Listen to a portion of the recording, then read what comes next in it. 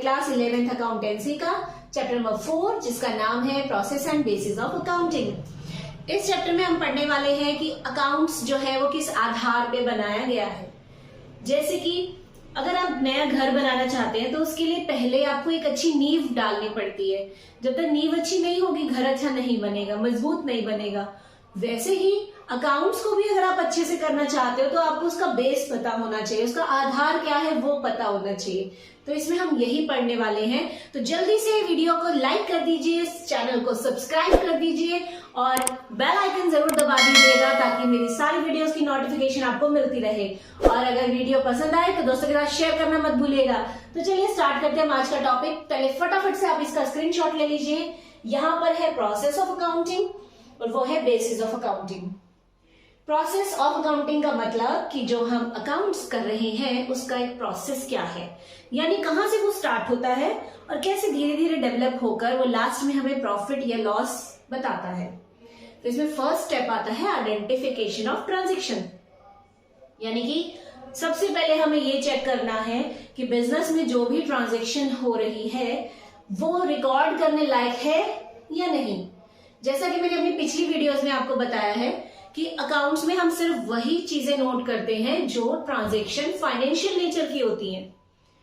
अगर कोई ऐसी ट्रांजैक्शन है जो फाइनेंशियल नेचर की नहीं है तो वो बुक्स में रिकॉर्ड भी नहीं होगी।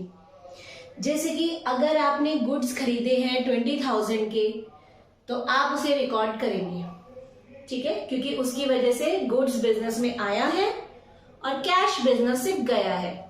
एक चीज के बदले दूसरी चीज हुई है। लेकिन अगर कंपनी में दो लोगों में झगड़ा हो जाए तो उस झगड़े को हम रिकॉर्ड नहीं करेंगे, क्योंकि झगड़ा कभी भी पैसे में मेजर नहीं हो सकता कि कितने रुपए का झगड़ा हुआ, ऐसा तो नहीं कर सकते हम, ठीक है। तो जो चीजें फाइनेंशियल नेचर की हैं यानी पैसे से रिलेटेड हैं सिर्फ वही ट्रांजेक्शन्स आप रिकॉर्ड करेंगे। अब आपने ट्रांजेक्शन आइडेंटिफाई कर लिया, नेक्स्ट आपका काम है प्रिपरेशन ऑफ वाउचर्स, यानी कि जो भी डीलिंग आप सामने वाले के साथ कर रहे हैं उसके बदले में आप कोई ना कोई बिल तो जरूर लेंगे। अगर आपने गुड्स खरीदे हैं तो आपने कैश दिया होगा, आप उसका एक बिल लेंगे। अगर आपने लायबिलिटीज पे की हैं तो उसका आप रिटर्न में प्रूफ लेकर आएंगे। तो जितने भी बिल्स हमारे पास होते हैं उन सबको हम वाउचर्स कहते हैं, जो हमारे पास एक प्रूफ हो जाता है कि हमने सामने वाले के साथ डीलिंग किया है। फ्यूचर में अगर कोई भी आपकी बुक्स चेक करने आता है तो आप उसे वाउचर्स दिखाकर ही प्रूफ करते हैं कि भाई हमने अकाउंट्स में कोई गड़बड़ नहीं की है, हमारे ये सारे प्रूफ पड़े हुए हैं, इसके बेसिस पर हमने अकाउंट्स किया है, ठीक है। थर्ड काम होता है आपका recording in books of original entry. अब भैया हमारे पास वाउचर्स आ गए, बिल्स आ गए, लेकिन हमें इन चीजों के बारे में रिकॉर्डिंग भी तो करनी है, क्योंकि हम हर रोज इतने सारे लोगों से डील करते हैं। तो हमारे लिए तो ये पॉसिबल नहीं है ना कि हम हर इंसान के बारे में डिटेल इंफॉर्मेशन याद रख सके, किससे कितना लेना है, किसको कितना पैसा देना है, ये ऐसे याद नहीं रहेगा, ये कहीं ना कहीं रिकॉर्ड करना पड़ेगा। तो अब आप इन सभी चीजों को रिकॉर्ड करना स्टार्ट करते हैं और उसे कहा जाता है जर्नल, जिसमें इसकी रिकॉर्डिंग होती है, ठीक है। नेक्स्ट है पोस्टिंग टू लेजर, यानी कि आपने जितनी भी रिकॉर्डिंग्स करी हैं उसमें जितने भी लोगों के साथ आपने डील किया है, अब आप उन लोगों के पर्टिकुलर अकाउंट्स बनाना स्टार्ट कर देंगे, खाते, और उनकी इंफॉर्मेशन उनके पर्टिकुलर खाते में डाल दी जाएगी। जैसे कि बैंक्स में होता है, बैंक में इतने सारे कस्टमर होते हैं, अगर हम पैसा डिपॉजिट करते हैं या विड्रॉल करते हैं तो बैंक क्या करता है, हमारे एक पर्टिकुलर खाते में उसकी रिकॉर्डिंग करता है पासबुक में, है ना। वैसे ही अकाउंट्स में भी आप हर पर्सन की रिकॉर्डिंग उसके अकाउंट में करेंगे, जिसे हम लेजर कहते हैं। And last preparation of trial balance and financial statement, यानी कि अब आप क्या कर रहे हैं, ट्रायल बैलेंस बना रहे हैं, फाइनेंशियल स्टेटमेंट बना रहे हैं, ताकि आपको बिजनेस का एक्चुअल प्रॉफिट और लॉस के बारे में इंफॉर्मेशन मिल सके कि आपने साल भर में कितना पैसा कमाया है या कितना आपको लॉस हुआ है, ठीक है, कितने आपके पास एसेट्स पड़ी हैं, इसके बारे में इंफॉर्मेशन लेना। अब ये ट्रायल बैलेंस क्या है, फाइनेंशियल स्टेटमेंट कैसे बनाते हैं, ये हम नेक्स्ट चैप्टर्स में पढ़ेंगे आगे, क्योंकि ये पूरा लेंथी चैप्टर है जो यहाँ डिस्कस नहीं हो सकता, ठीक है। प्रोसेस हमारा हो गया। अब हम बात करते हैं बेसिस ऑफ अकाउंटिंग, यानी अकाउंटिंग का क्या आधार है। हम जो भी रिकॉर्डिंग करते हैं वो किस बेस पर करते हैं। तो जैसा कि आप देख सकते हैं हमारे पास दो मेन बेसिस हैं, cash basis and accrual basis. Cash basis का मतलब यहां पर हम सिर्फ उन्हीं ट्रांजेक्शन्स की रिकॉर्डिंग करते हैं जो ट्रांजेक्शन्स कैश में डील हो रही हैं, यानी कि अगर कैश बिजनेस में आया है या कैश बिजनेस से गया है तभी हम उसको रिकॉर्ड करेंगे। अगर कैश के अलावा कोई उधार की ट्रांजेक्शन है वो रिकॉर्ड नहीं होगी। सिंपल फंडा है भाई कि हम तो कैश में डील करते हैं, हमें उधारी से मतलब नहीं है। जैसे कि अगर मैंने एसेट ली है, यानी सपोज मैंने 5 लाख की मशीन परचेज की है बिजनेस के लिए, तो मैंने 5 लाख का कैश दिया है, उसकी मैं रिकॉर्डिंग यहां कर दूंगी। लेकिन अगर मैंने 20,000 का गुड्स किसी को उधार में बेचा है उसकी रिकॉर्डिंग नहीं करूंगी क्योंकि वो उधार पर है, वो कैश में नहीं है। ठीक है, तो कैश बेसिस क्लियर हो गया, हो ही गया होगा क्योंकि आप वैसे भी बहुत इंटेलिजेंट हैं। अब नेक्स्ट है हमारा एक्रूअल बेसिस। एक्रूअल बेसिस ऐसा कॉन्सेप्ट है जिसमें हम उन ट्रांजेक्शन्स को भी रिकॉर्ड करते हैं जो ड्यू हो गई है, यानी जो उधार पर है। ठीक है, तो मतलब कैश बेसिस में तो हमने सिर्फ कैश किया था, यहां हम उधार वाली ट्रांजेक्शन्स भी रिकॉर्ड करते हैं। जैसे कि सपोज करते हैं मैंने किसी की बिल्डिंग रेंट पर ली हुई है प्रोडक्शन करने के लिए। अब इस महीने का रेंट मुझे उसे देना है। ठीक है, मैंने अभी इस महीने का रेंट नहीं दिया, मंथ के एंड में भी मैं उसका रेंट नहीं दे रही हूं, लेकिन मैं कहती हूं उसको कि मैं नेक्स्ट मंथ में आपका रेंट दे दूंगी। अब रेंट मैंने वहां काम किया है तो मुझे देना पड़ेगा, यानी वो रेंट ड्यू हो गया है। हालांकि मैंने अभी कैश नहीं दिया, फिर भी मैं इसको बुक्स में रिकॉर्ड करूंगी क्योंकि ड्यू तो हो गया है ना, आज नहीं तो कल देना ही पड़ेगा। बिना रेंट दिए तो आप जा नहीं सकते। ठीक है, इसी तरह अगर आपने किसी से गुड्स उधार में परचेज कर लिया, आगे पास कैश नहीं था, आपने कहा भैया 2 महीने बाद मेरे से पेमेंट ले लेना, तो उस गुड्स की रिकॉर्डिंग भी आप बुक्स में करेंगे।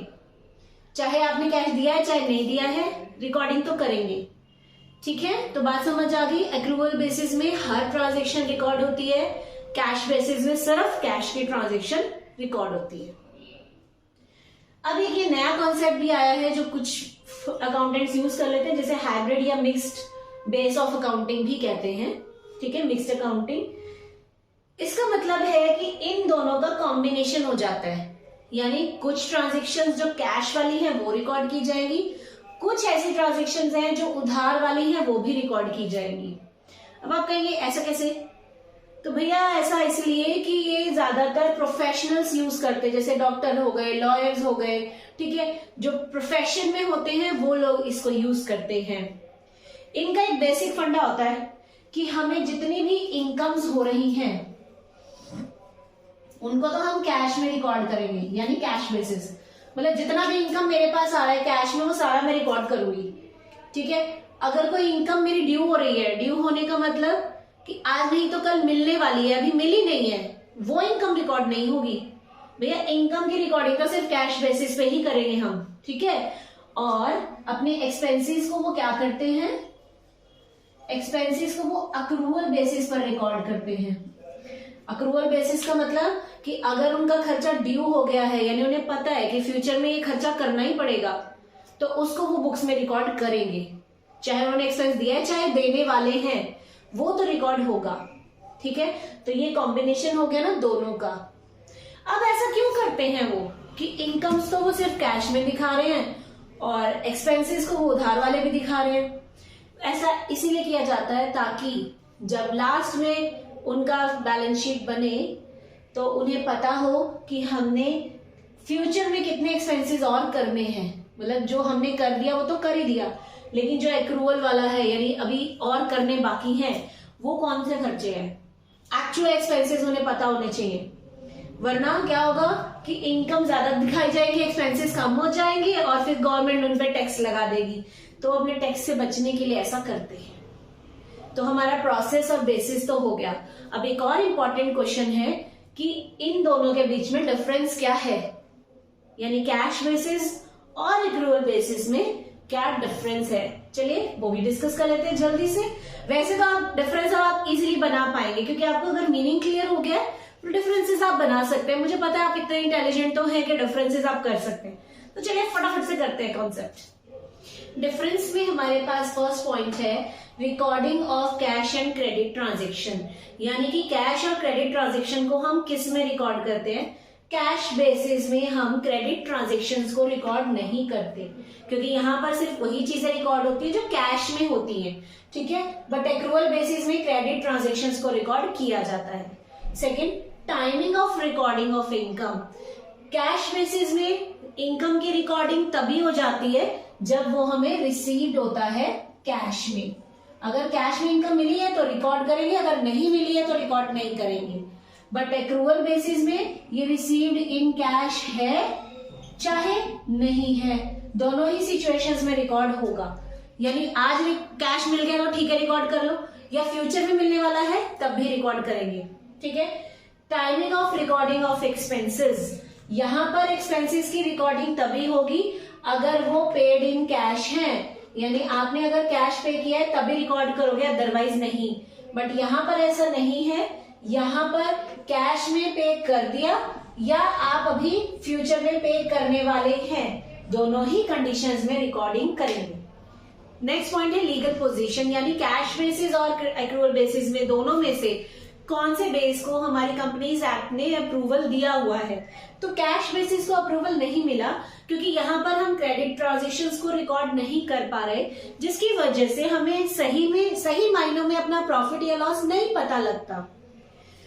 लेकिन एक्रूवल बेसिस जो है वो कैश और क्रेडिट दोनों ट्रांजेक्शन्स को रिकॉर्ड करता है, वो हमें एक्चुअल पोजीशन बता देता है, इसीलिए इसको हमें लीगल पोजीशन दिया हुआ है, यानी इसको अप्रूवल मिला हुआ है। तो इसीलिए सारे बिजनेसमैन एक्रूवल बेसिस पर ही काम करते हैं। Next, ascertainment of profit and loss, मतलब सही मायनों में प्रॉफिट कितना है, लॉस कितना है, ये कौन बताएगा आपको? कैश बेसिस नहीं बताएगा, एक्रूवल बेसिस बताएगा, ठीक है। सुटेबिलिटी, यानी किस तरह के बिजनेस में कैश बेसिस सुटेबल होता है। जैसा कि मैंने अभी बताया था, प्रोफेशनल्स जो होते हैं उनके लिए ज्यादातर ठीक रहता है, यानी लॉयर, डॉक्टर, इंजीनियर वगैरह अगर आप हैं तो उन प्रोफेशनल्स के लिए सुटेबल है। और एक्रूअल बेसिस जो है वो सभी बिजनेस हाउसेस के लिए सुटेबल है, यानी सभी बिजनेसमैन को यही वाला बेस यूज करना पड़ता है। And last, outstanding expense, prepaid expense, accrued incomes, ये सारी चीजें कहाँ लिखी जाती हैं? ये वो खर्चे हैं जो अभी हुए नहीं है, फ्यूचर में हो सकते हैं। तो कैश बेसिस में तो इनको रिकॉर्ड नहीं करेंगे क्योंकि कैश तो अभी गया ही नहीं है ना। बट एक्रूअल बेसिस में इनकी रिकॉर्डिंग होगी। तो इसी के साथ हमारा चैप्टर खत्म हो जाता है। दोस्तों के साथ वीडियो जरूर शेयर कीजिएगा, चैनल को सब्सक्राइब कर दीजिएगा। Till then, bye bye, have a good day.